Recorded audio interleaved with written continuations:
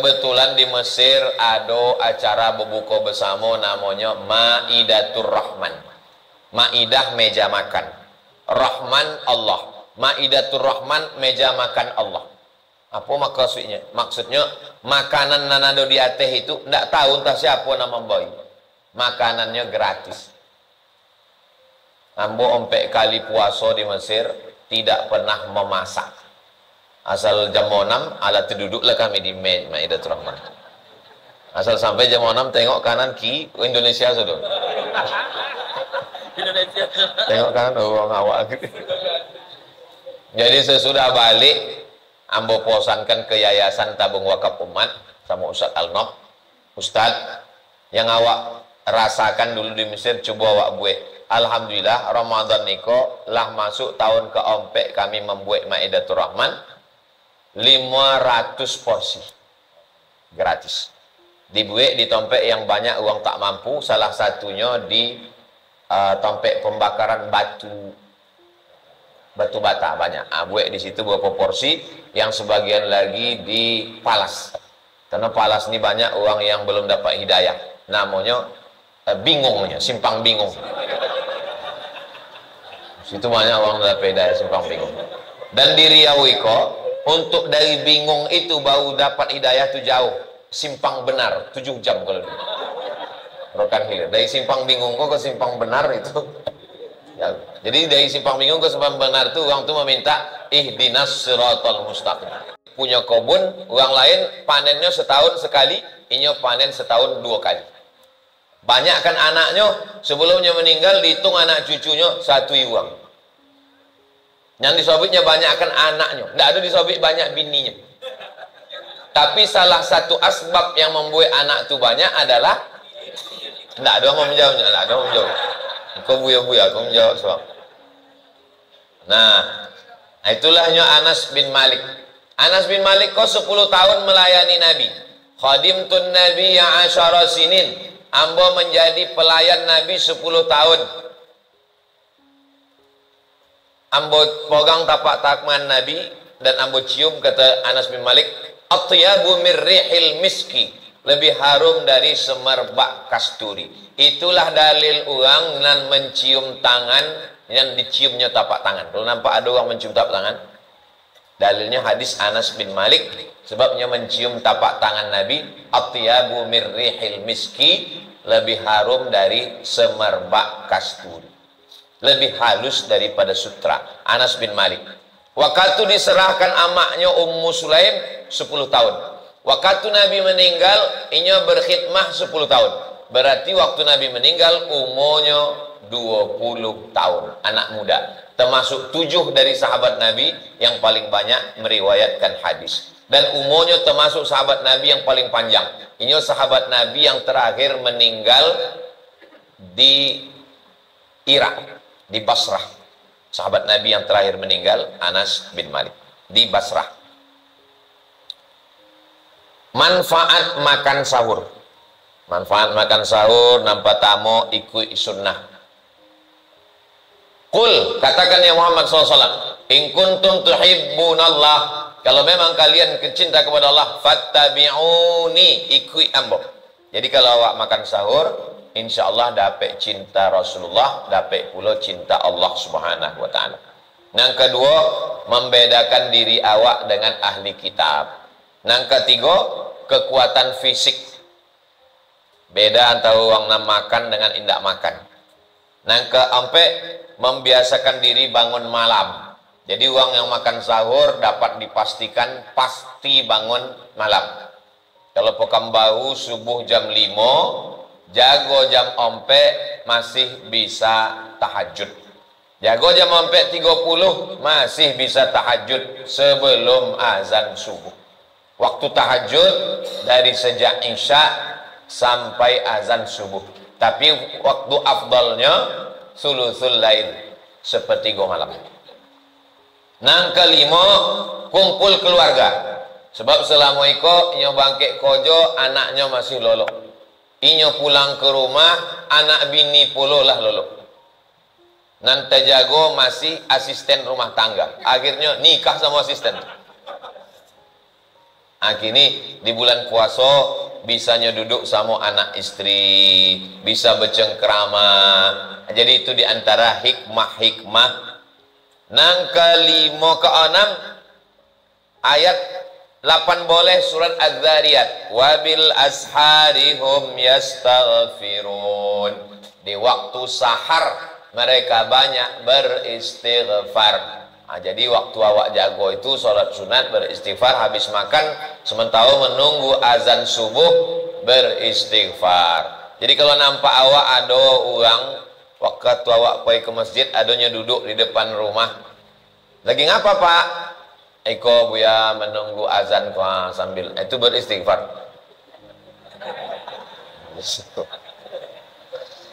Menunggu azan subuh. Yang ketujuh, barokah bagi yang bangun lebih awal. Doa Nabi, Allahumma barik li ummati fi bukuriha. Berikanlah berkah pada umatku di waktu siaponan paling awal jago bangun tidur. Nah, itu dapat orang yang bangun. Hadisnya riwayat Abu Daud, Tirmidzi dan Ibnu Majah. Yang ketujuh, motivasi sholat subuh berjamaah. Jadi kalau lah jago sahur, jangan Nabi makan lolok lagi. Habis sahur beristighfar, sholat subuh berjamaah, otomatis dapat tahiyatul masjid, dapat qobliyah subuh, dapat sholat subuh berjamaah, dapat pengajian subuh yang diisi oleh para asatis dari IKMI. Sampailah waktu syuruk. Sesudah itu sholat sunat isyraq 2 rakaat, kanat lahu ka ajri hajjatin wa umrah, dapat pahala seperti haji dan umrah. Hadisnya hadis hasan. Tentang sholat sunat isyraq jangan ragu. Jadi kalau kebetulan buya-buya dapat jadwal subuh, usahakan pengajiannya sampai jam 6.30. Sebab subuh kini 6, maghrib kini 6.30, jadi awak bontinya 6.30 supaya jamaah kau tidak balik ke rumah. Bapak Ibu, kita tausiahnya sampai 6.30, selesai 6.30 kita sholat sunat isyraq 2 rakaat. Supaya membiasakan mereka sholat sunat isyraq. Mengakhirkan sahur, hadisnya dari Anas juga. Anna Zaid bin Thabit, Zaid bin Thabit meriwayatkan kepada Anas, padahal Anas pun sahabat Nabi. Ini menunjukkan bahwa sesama sahabat Nabi pun tidak sama levelnya, walaupun sama-sama sahabat Nabi. Anas sahabat Nabi, Zaid pun sahabat Nabi. Zaid bin Sabit, annahum tasahharu ma'an Nabi, mereka makan sahur sama Nabi. Summa qamu ila salah, selesai makan sahur mereka pun sembahyang. Qultu ai, nam bertanya ke Anas. Anas bertanya, kam bainahuma, berapa lama jarak antara makan sahur tadi ke azan subuh? Qadru khamsina ayat, lebih kurang 50 ayat. Jarak antara makan sahur tadi dengan azan subuh 50 ayat. Ikolah yang dijadikan dalil sebahagian mazhab Syafi'i membuat waktu imsak. 50 ayat itu kalau ayatnya indah panjang, ayatnya tidak pendek, sedang, itu lebih kurang 10 menit. Makanya azan subuh 5 lewat 6, maka 10 menit sebelum itu berbunyilah sirine imsak. Itu tidak ada di Maroko. Maroko mazhabnya Maliki, tidak ada imsak, tidak ada sirine imsak. Sirine imsak itu waktu imsak itu sebahagian mazhab Syafi'i, karena kelebihan mazhab Syafi'i kok ihtiyat, tingkat kehati-hatiannya tinggi. Dan ambo bau paham hikmah imsak itu sesudah waktu 2 kali puasa di Maroko tuh bogo. Coba di Maroko kami makan. Sedang makan tuh azan orang. Allahu Akbar, Allahu Akbar. Mulut penuh. Dah orang paham. Oh, itu punya mazhab Syafi'i itu ada imsaknya. awak ada waktu hati-hati. Kalau lah 10 menit sebelum azan awak lah berhenti makan, gosok gigi, tidak akan ada ragu. Coba kalau sedang azan mulut awak berisi penuh. Kata Ustaz satu, falyaqdi hajatahu, selesaikan. Kata Ustaz yang satu, kolukan, keluarkan. Maka siapa yang menolak makanan waktu azan, batal puasanya. Tapi dalam hadis kau boleh, falyaqdi hajatahu, tunaikan hajatnya. Maksud hadis itu azan Bilal. Azan Bilal itu azan pertama, bukan azan waktu sholat masuk. Makna kedua, ada waktu orang azan masuk waktunya, waktu hayya 'alas shalah. Allahu akbar, Allahu akbar, belum masuk waktu. Masuknya waktu subuh pas hayya 'alas shalah. Hayya 'alas shalah baru masuk waktu. Kalau ada muazin model itu, berlaku hadisnya. Sekarang awak tanya lah, dari mulai Rumbai sampai Panam, muazin di Pekanbaru kok Allahu akbar itulah masuk atau belum? Sudah masuk. Maka kalau ada orang yang waktu azan ada makanan, dia mesti keluarkan. Kalau dia tolak, batal puasa. Itulah maka tidak bisa membaca hadis, dibaca seorang, dipahami seorang, mengeluarkan fatwa seorang, sosek orang. Sebab hadis itu ada kronologisnya. Dua sebab hadis itu. Hadis yang mengatakan orang yang ada makanan waktu azan berkumandang, selesaikan. Maksudnya pertama azan Bilal. Azan Bilal itu bukan azan masuk waktu. Yang azan masuk waktu azan Abdullah bin Umi Maktum. Yang kedua, ada sebagian muazin masuknya waktu pada saat hayya 'alas shalah. Pada saat Allahu Akbar belum masuk waktu. Dan itu dulu. Kini sodo muazin itu sudah masuk waktu, kecuali muazin yang salah menengok jam.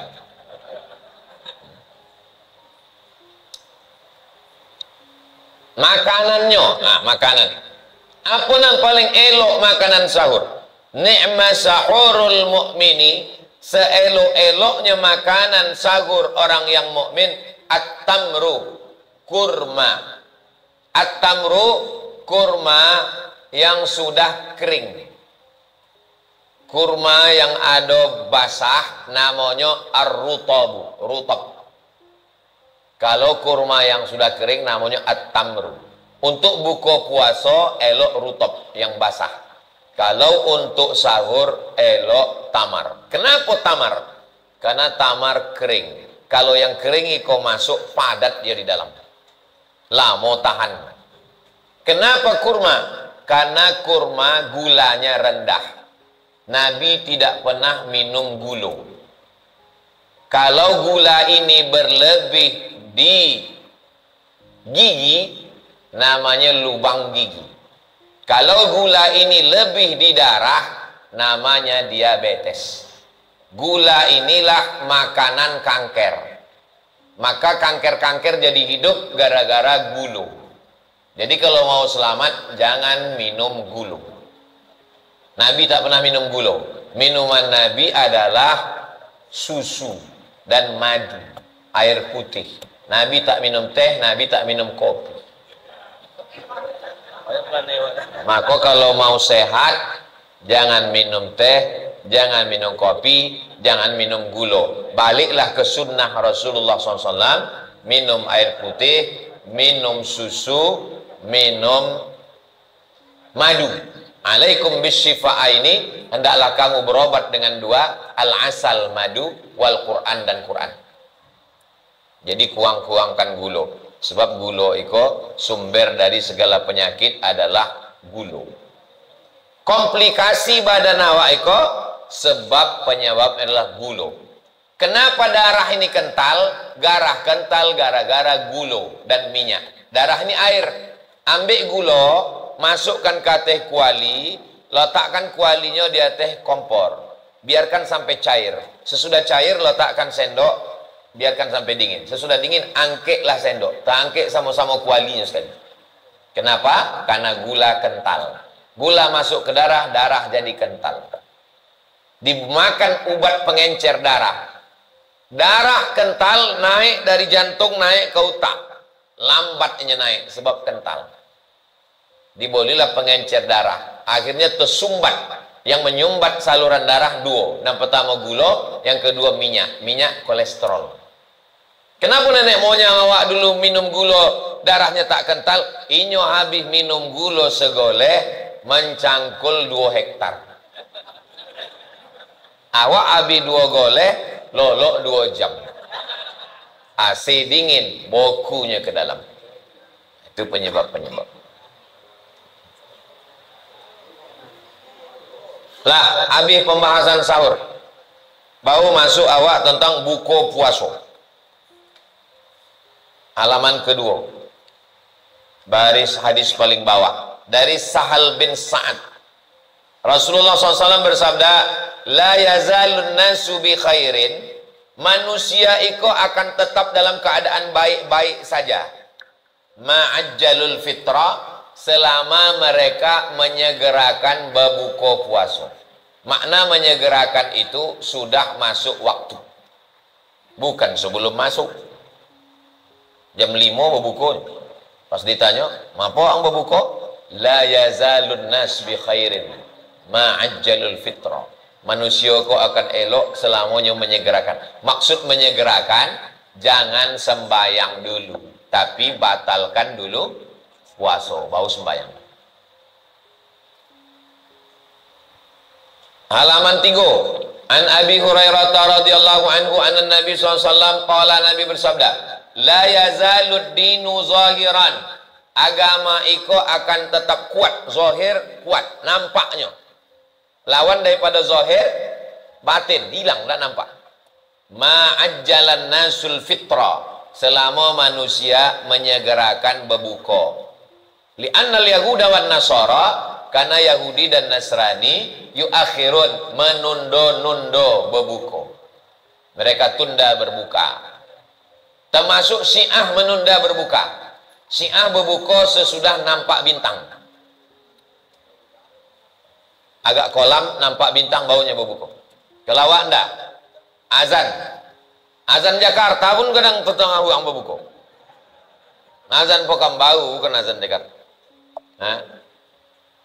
Kenapa disebut agama itu akan baik kalau awak bersegera berbuka? Yang pertama, membiasakan diri mengikuti sunnah.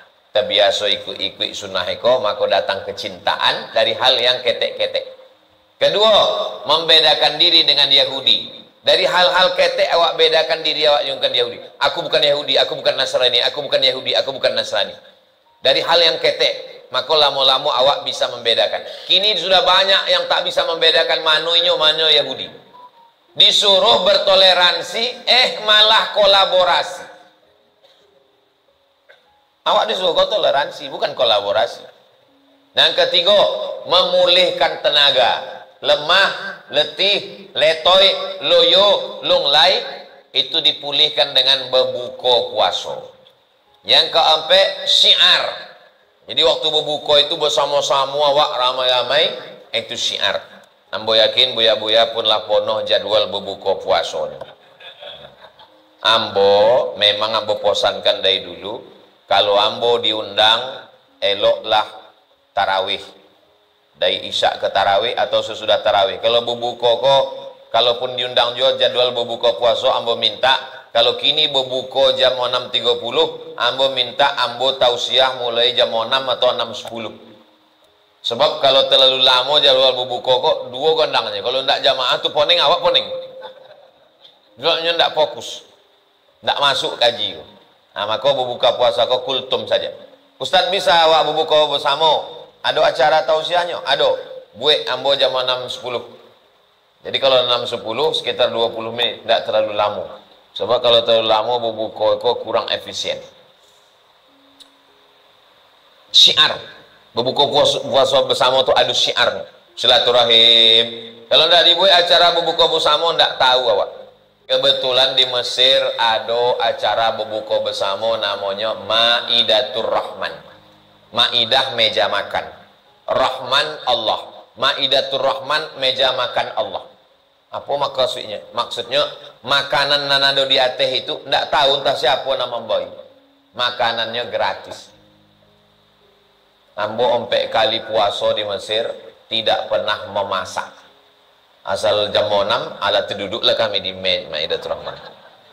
Asal sampai jam 6 tengok kanan ki Indonesia sudah. Indonesia. Tengok kanan orang awak. Jadi sesudah balik ambo posankan ke Yayasan Tabung Wakaf Umat sama Ustadz Al-Nob.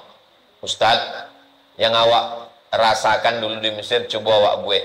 Alhamdulillah Ramadan niko lah masuk tahun keempat kami membuat Maidatul Rahman 500 porsi gratis. Dibuat di tempat yang banyak uang tak mampu, salah satunya di tempat pembakaran batu bata banyak. Buat di situ beberapa porsi, yang sebagian lagi di Palas. Karena Palas ini banyak orang yang belum dapat hidayah. Namanya bingungnya, simpang bingung. Situ banyak orang dapat hidayah simpang bingung. Dan di Riau iko, untuk dari bingung itu baru dapat hidayah itu jauh. Simpang benar 7 jam kalau dulu. Rokan hilir. Dari simpang bingung kok ke simpang benar itu. Ya. Jadi dari simpang bingung ke simpang benar itu orang tuh meminta ihdinas siratal mustaqim. Jalannya lu, itu mah kok ada tol gini. Simpang benar. Nah, berdoa sebelum berbuka. Hadisnya riwayat Anas bin Malik juga. Ada 3 doa, salasu da'awatin la turaddu. Bagi yang hendak membawa baris silakan kasih baris. Salasu da'awatin la turaddu. 3 doa nan tidak tertolak. Da'watul walidi, da'watus shaimi, wa da'watul musafiri. Mudhaf ilaih. Doa ayah kepada orang tua, doa orang puasa, dan doa orang musafir. Masuk awak doa sodang puasa. Jadi jam 6 itu usahakan duduk di rumah. Masyarakat Pekanbaru jam 6 usahakan duduk di rumah. Sebab kalau jam 6 awak ustad kalau keluar rumah jam 6 macet total. Jalan Seberantas full tidak dapat lalu. Pangkalan arah ke Pangkalan Kerinci, Jalan Sudirman full. Sebab apa? Tradisi uang di Pekanbaru jam 6 mulailah membawa sepeda motor. Kalau ditanya ke bini, judul lagunya jangan kau tanya kemana aku pergi. Berputar-putar, berpusing-pusing menunggu azan maghrib. Padahal nan paling elok jam 6 itu awak duduk di rumah berdoa, membaca Quran, beristighfar, berselawat, berdoa. Jangan keluyuran. Dibolilah segala macam makanan nan tidak dimakan oleh nenek moyang awak, dari mulai es krim bakar sampai semangka goreng dibawa balik. Begitu azan berkumandang Allahu Akbar, disitulah membuka pintu membawa makanan. Begitu masuk 2-3 teguk air, kurma 2-3 buah, tidak termakan. Apa kata bini? Tengok. Iya, mau basuh. Kalau cakap, kalau bahasa kampung kami namanya lapa mato. Mato nan lapa. Sudah itu tidak?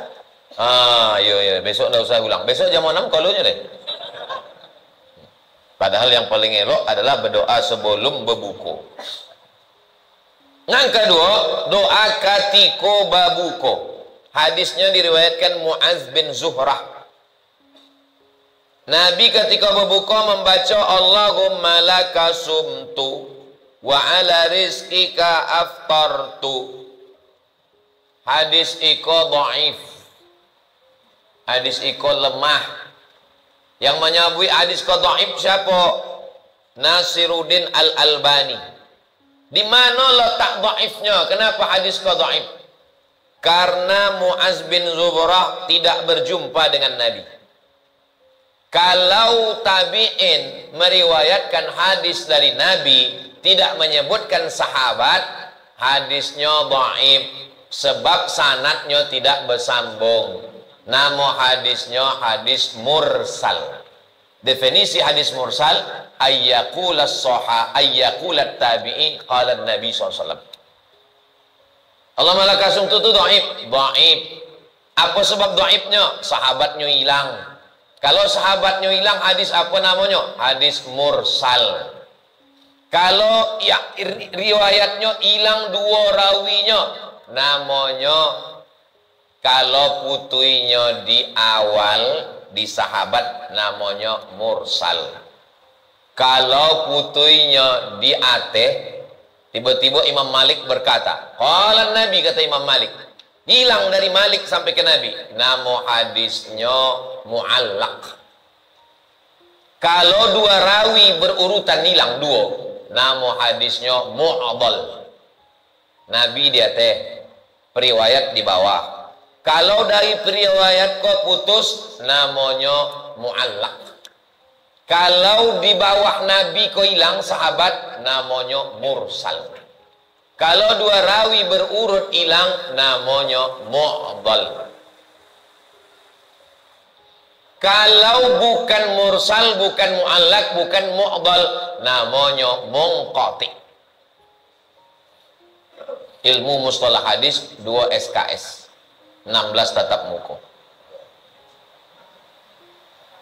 Hadis tentang Allah malaka sumtu dhaif. Lalu kalau dhaif tidak boleh awak baca. Yang baca Allah malaka sumtu dhaif. Tengok halaman, itulah lupa pula ambo membuat halaman. Halaman berapa aku bilang? Halaman keempat. Halaman keempat, Allahumma laka sumtu tu boleh dibaca kata Syekh Ibnu Utsaimin. Tapi didoaibkan Syekh Albani.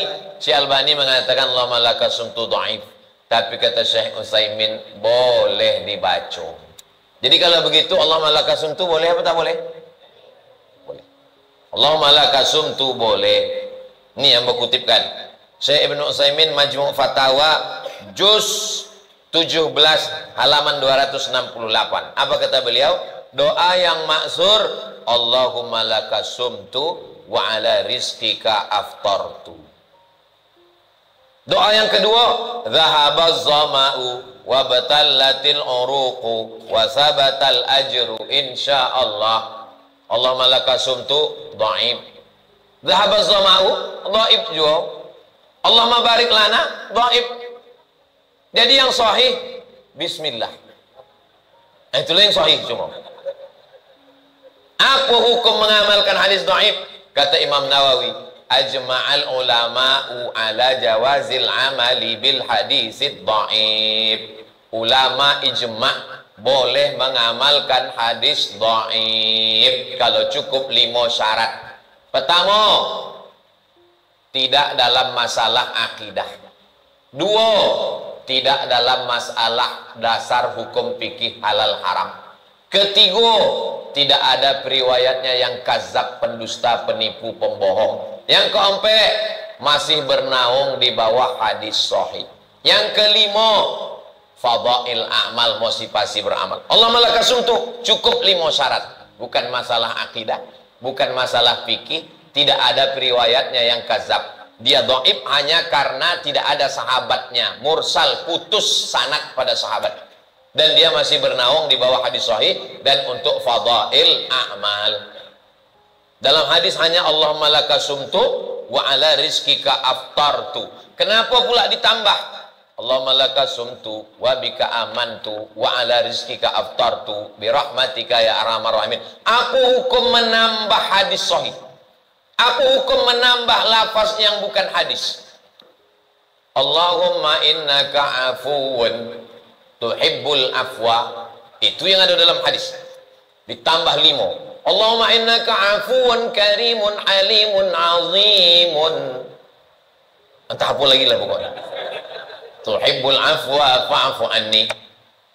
Nabi bangkit dari rukuk. Sami Allahu liman hamidah. Doa yang diajarkan Nabi, Rabbana lakal hamdu mil'us samawati wa mil'ul ardi wa mil'u ma syi'ta min syai'in ba'd. Datang sahabat, doanya lain. Sami Allahu liman hamidah. Nya baca hamdan thayyiban katsiran mubarakan fi.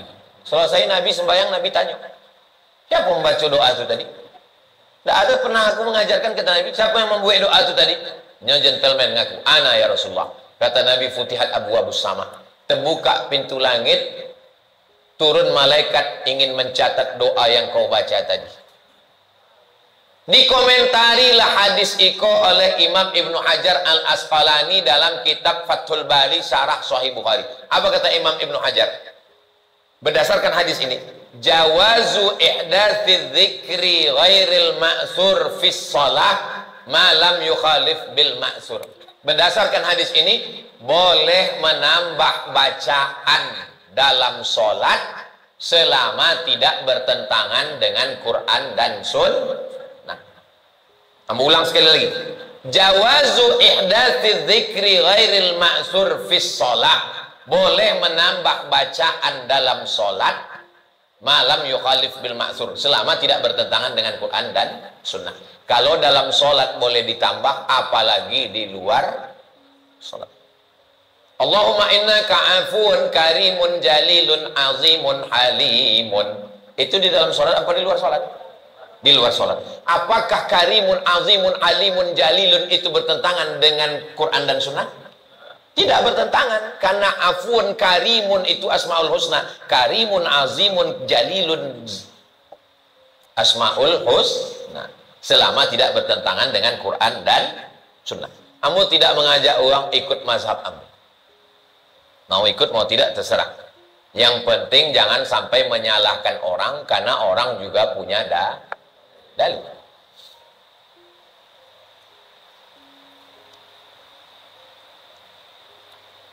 Berbuka dengan kurma, hadisnya Anas bin Malik juga. Rasulullah yuftiru ala rutabatin, Nabi berbuka dengan rutab. Kalau makan sahur dengan tamar kering, kalau berbuka dengan rutab basah. Kenapa kurma basah? Karena kurma basah itu lembut, usus kita belum siap dengan yang keras-keras. Maka berbuka dengan salalawa itu bertentangan dengan sunnah.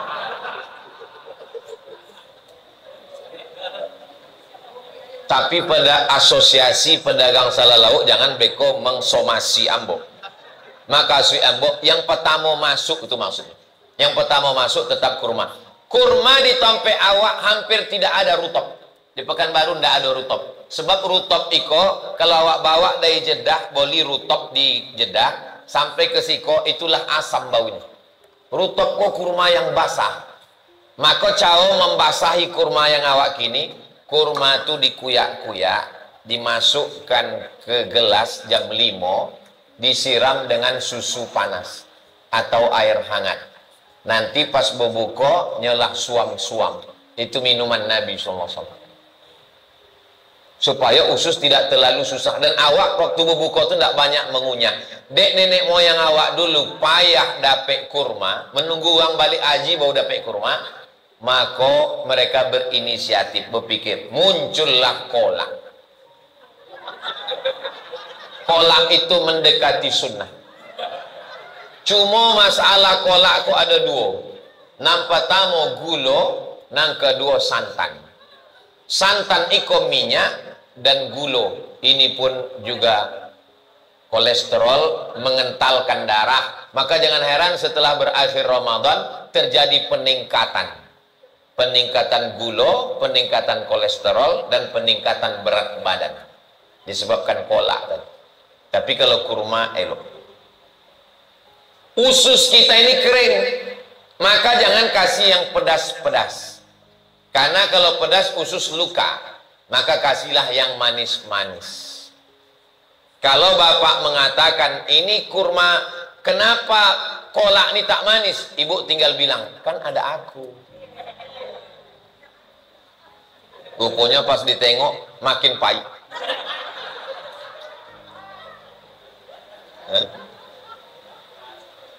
Maka berbuka dengan kurma. Paling elok. Yuftiru ala rutabatin qabla an yusalli, sebelum sembayang. Makan dulu kurma, minum 2 teguk air, baru sembayang. 1, 3, 5 ganjil. Innallaha witrun yuhibbul witra. Sehat nampaknya Pak Haji. Alhamdulillah Pak Ustaz, ngikut tausiah Ustaz kan ganjil-ganjil 1, 3 buah, 3 kotak. Patutlah sehat.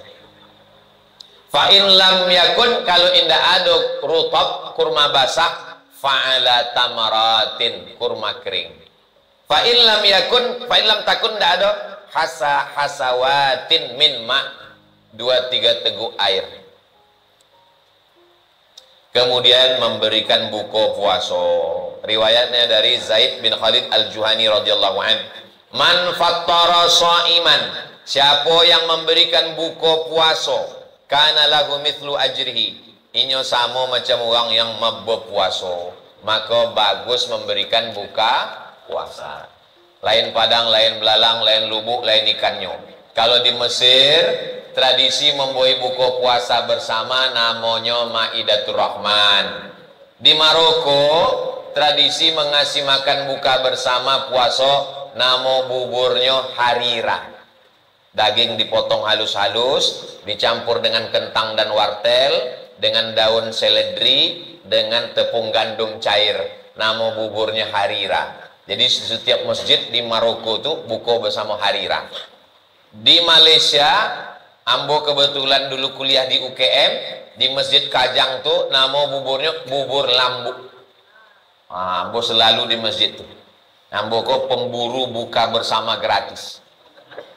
Di Malaysia mau makan bubur lambu, di Maroko makan bubur harira. Kalau di Masjid Raya Medan sejak zaman Sultan Delhi dulu sampai kini bubur pedas.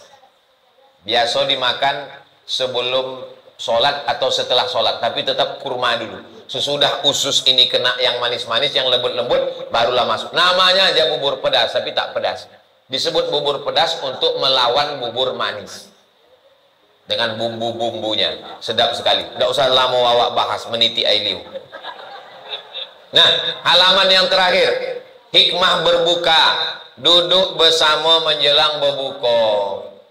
Kenapa banyak masalah sekarang? Karena kita jarang duduk bersama. Kita hanya ngopi di Instagram. Maka tolonglah sering-sering duduk bersama. Ambo kalau ndak duduk bersama ambo dengan Ustadz Ungu, lah banyak ambo salah sangka kayaknya. Tiba-tiba awak tengok postingnya,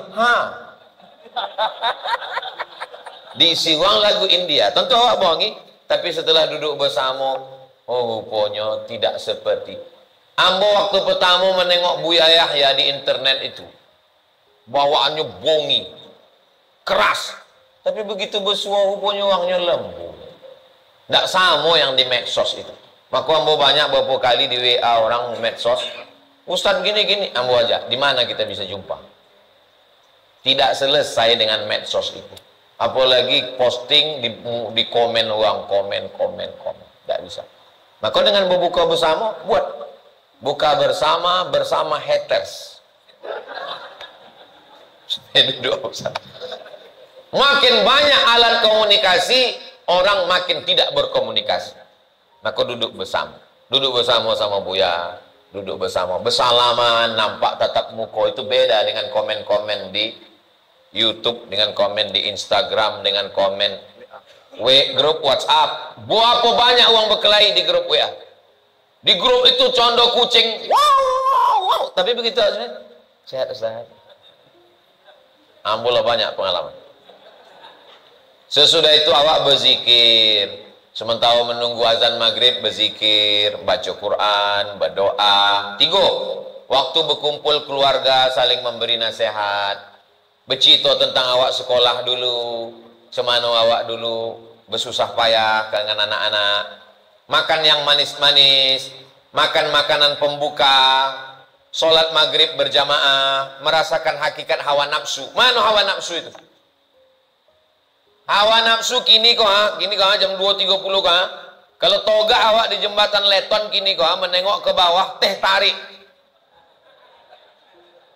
Kini menengok motor hijau parkir macam menengok cincau.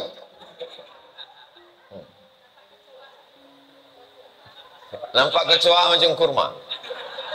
Tapi begitulah, masuk 2-3 teguk air, Allahu Akbar, Allahu Akbar. Mana hawa nafsu? Itulah hawa nafsu. Islam mengajarkan hawa nafsu kok tidak teori, menurut etimologi, menurut terminologi, tidak langsung. Nah, itu waktu berbuka itulah awak merenung. merasakan lapar. Puncak daripada ajaran Islam kau bukan sembahyang. Puncak Islam kau bukan haji. Puncak Islam adalah la yu'minu ahadukum hatta yuhibba li akhihi ma yuhibbu li nafsi. Merasakan perasaan orang. Kini banyak orang pokam bau kayo, rumahnya godang, motornya mewah, tapi tak bisa merasakan perasaan orang lain. Kau maukah umroh 2-3 kali, anak tetangga tak bisa masuk ujian gara-gara tetungga bayar uang sekolah. La yabitu syab'an. Orang Islam tidak boleh tidur kenyang sementara wajaruhu ila jambi ja'i'un, tetangga kelaparan. Yang punya terapel umroh jangan tersinggung dengannya.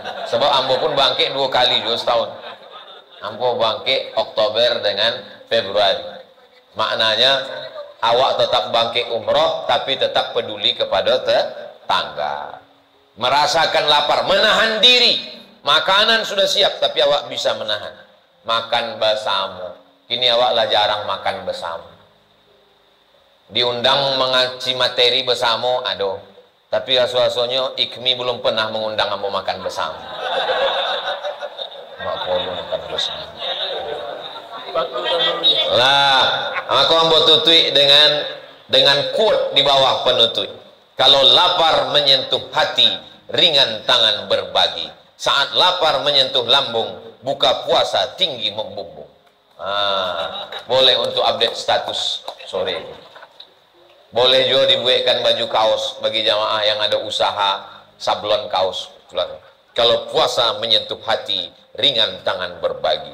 Kalau puasa menyentuh lambung, makanan tinggi membumbung. Buat gambar nasi tinggi. Tapi baju dan model iko jangan dibawa sembahyang tarawih. Kalau ditengok di belakang bola. Itulah yang dapat ambo sampaikan. Malam tadi ambo sore semalam dapat kabar ambo jadi narasumber. Maka malam tadi ambo bawa balik sampai rumah dari Pangkalan Kerinci, silaturahim ke guru-guru ambo. Maka sebelum lolok tadi malam itulah ambo sampaikan menulis iko. Tulis, ambo cuma ingin supaya awak membiasakan menulis. Tulisan-tulisan ambo yang lama-lama bisa ditengok di somatmoroko.blogspot.com. Tadi ada yang bertanya kepada ambo tentang sholat sunat tasbih. Tinggal tulis saja di Google. Yang punya handphone silakan buka.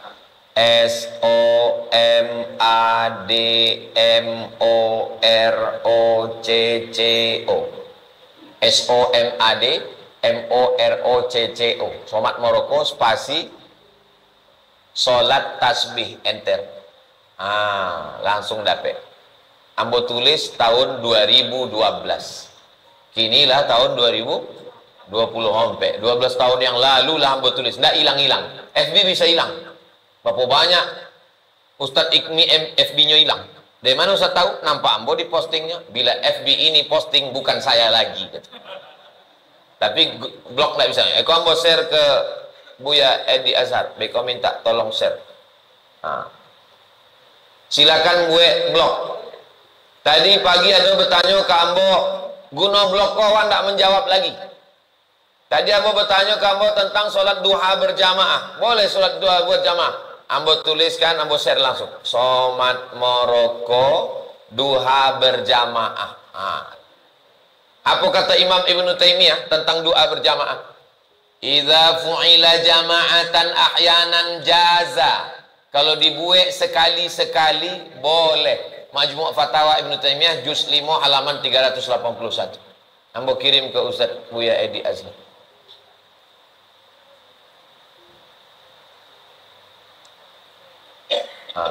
Tinggal tulis saja itu. Itulah yang dapat ambo sampaikan, ambo kembalikan ke moderator. Terima kasih atas segala perhatian. Iko bukan makalah, bukan apa, hanya sekedar mengumpul bahan supaya ada boleh dibawa, boleh dibagi, boleh di-share, terserah. Yang tak boleh itu dicetak lalu kemudian jadi buku, ditampulnya ditulis coblos nomor, itu tidak boleh. Terima kasih. Sekali lagi yang mengucapkan tahniah untuk Buya Edi Azhar. Mudah-mudahan beliau istiqomah memperjuangkan dakwah di parlemen, insyaallah. Terima kasih. Wassalamualaikum warahmatullahi wabarakatuh.